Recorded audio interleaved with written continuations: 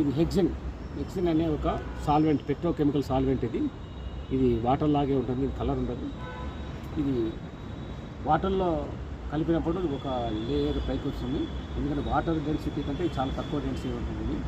ఇది ఫ్లేమబుల్. దీన్ని వాటర్లో మిక్స్ చేసి వాళ్ళు ఎలా చేస్తారు చేసి చూపిస్తాము.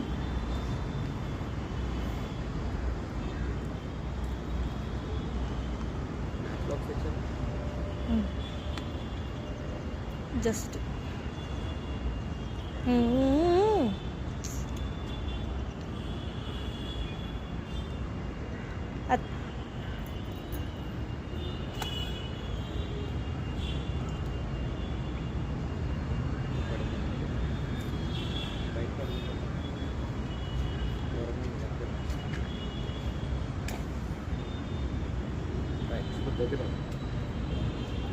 ఇలా